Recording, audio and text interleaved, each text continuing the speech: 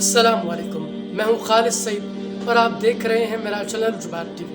ناظرین کرام، علماء، محدثین اور ملت اسلامیہ کی عظیم شخصیات کے متعلق اگر آپ جاننا چاہتے ہیں تو ہمارے چینل کو وزٹ کیجیے گا۔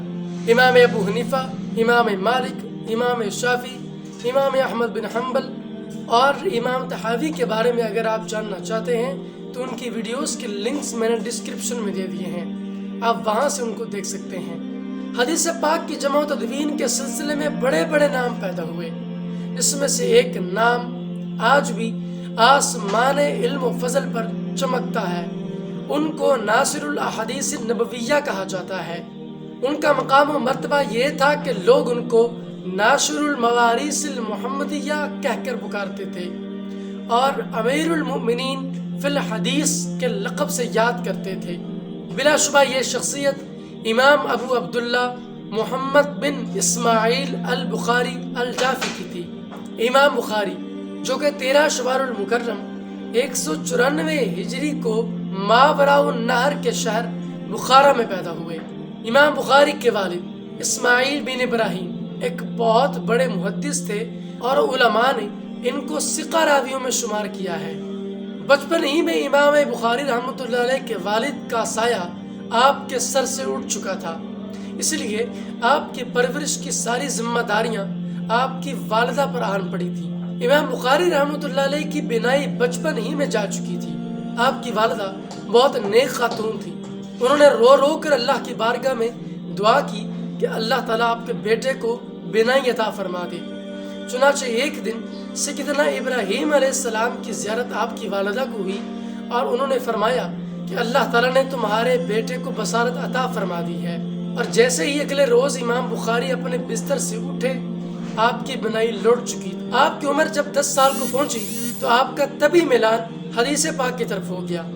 آپ نے حدیث رسول صلی اللہ علیہ وسلم کو سیکھنے میں اتنی محنت کی کہ بے شمار راویوں کے حالات اور متون کو آپ نے ضبط کر لیا، اور آپ کی فطارت علمی کا عالم یہ تھا کہ بعض اوقات آپ کے اساتذہ بھی آپ سے اپنی رسی کروایا کرتے تھے۔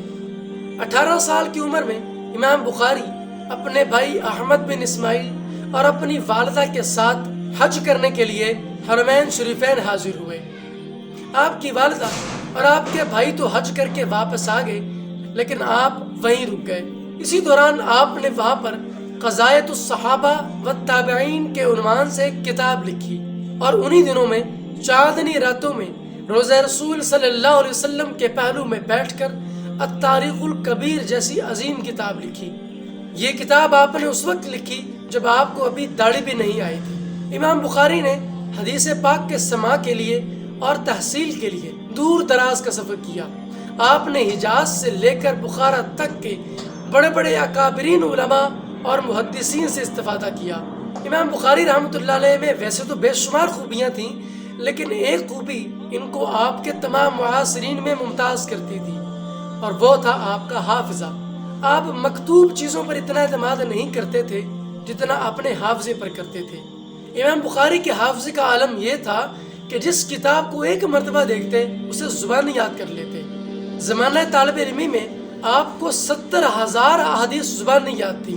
ایک مرتبہ بغداد کے محدثین کو یہ پتہ چلا کہ امام بخاری بغداد تشریف لا رہے ہیں، تو ان لوگوں نے سوچا کہ کیوں نہ امام بخاری کا امتحان لیا جائے۔ انہوں نے 10 آدمیوں کو 100 احادیث 10 کر کے دے دی، اور یہ احادیث اپنی روایت اور اپنے متن کے اعتبار سے مقلوب تھی۔ جب امام بخاری بغداد پہنچے تو آپ کے لیے ایک بہت عزت افزا مجلس کا قیام کیا گیا، اور ان 10 لوگوں کو ایک دائرے میں بٹھا دیا گیا اور کہا گیا کہ ان 10 لوگوں کو مختلف حدیث یاد ہیں، آپ ان کی حدیث سنیے۔ جب ان میں سے ایک شخص نے حدیث کو بیان کیا تو آپ سے پوچھا گیا کہ آپ کو یہ حدیث آتی ہے؟ تو آپ نے فرمایا نہیں۔ لوگ حیران ہو گئے۔ اسی طرح سبھی لوگوں نے اپنی اپنی روایتیں سنائیں۔ امام بخاری نے سبھی لوگوں کی روایات کو بالکل بعینی ہی صحیح طریقے سے بیان کر دیا اور فرما دیا کہ فلاں حدیث کا متن فلاں روایت کو لگا ہوا ہے اور فلاں سند فلاں روایت سے تعلق رکھتی ہے۔ پوری مجلس میں تحسین و مرحبا کا غلغلہ اٹھا۔ تمام لوگوں نے حیرانی کا اظہار کیا۔ امام بخاری کے والد بہت امیر کبیر آدمی تھے، اسی وجہ سے جب ان کا ترکہ آپ کو ملا تو آپ کے حصے میں بہت زیادہ مال و اسباب آیا، اس کو آپ لوگوں کی خدمت میں اور دین کی خدمت میں خرچ کیا کرتے تھے۔ آپ کے تلامذہ میں بہت بڑی بڑی شخصیات شمار ہوتی ہیں، اور آپ خود اندازہ کیجئے کہ امام مسلم اور امام ترمذی جیسی نابغہ روزگار شخصیات آپ کے شاگردوں میں شمار ہوتے ہیں۔ آپ کے تلامذہ اور آپ سے فیض پانے والے لوگوں کا جو ایک سلسلہ تھا وہ بخارا سے لے کر حجاز مقدس تک پھیلا ہوا تھا۔ امام بخاری رحمۃ اللہ علیہ کی زندگی کا اکثر و بیشتر حصہ دین رسول صلی اللہ علیہ وسلم کی خدمت میں گزرا ہے۔ آپ نے بہت بڑی بڑی کتابیں بھی لکھی ہیں، جن میں الجامع الصحیح، التاریخ الکبیر، التاریخ الاوسط، التاریخ الصغیر اور کتاب الضعفاء وغیرہ لکھی ہیں۔ یوں تو آپ نے بہت ساری کتابیں لکھی، لیکن جو مقام و مرتبہ امت کے اندر بخاری شریف کو حاصل ہے وہ کسی کتاب کو حاصل نہیں۔ علماء کا اس بات پر اتفاق ہے کہ قرآن پاک کے بعد اس روئے زمین پر صحیح بخاری سے معتبر کوئی کتاب نہیں ہے۔ امام بخاری نے اپنی بخاری شریف میں 6 لاکھ احادیث سے انتخاب کیا اور پھر بخاری شریف میں ان کو جمع کیا۔ حدیث پاک کو اپنی کتاب میں ذکر کرنے سے پہلے غسل فرماتے، خوشبو لگاتے، ایک خوبصورت سا لباس زیب تن فرماتے، 2 رکعت نفل پڑھتے، اس کے بعد حدیث کے صحیح ہونے کے متعلق استخارہ کرتے، پھر اس حدیث کو اپنی کتاب میں درج کرتے۔ امام بخاری فرماتے ہیں میں نے اس کتاب کو 16 برس میں مکمل کیا ہے۔ اس کتاب کا مسودہ بصرہ، شام، مکہ اور مدینہ المنورہ میں مکمل ہوا۔ مجھے امید ہے آپ کو ویڈیو اچھا لگا ہوگا۔ آپ کی اس کے بارے میں کیا رائے ہے مجھے کمنٹ سیکشن میں ضرور بتائیے گا۔ اب میں ملوں گا آپ سے ایک نئی اور انٹرسٹنگ ویڈیو میں، تب تک کے لیے اللہ حافظ۔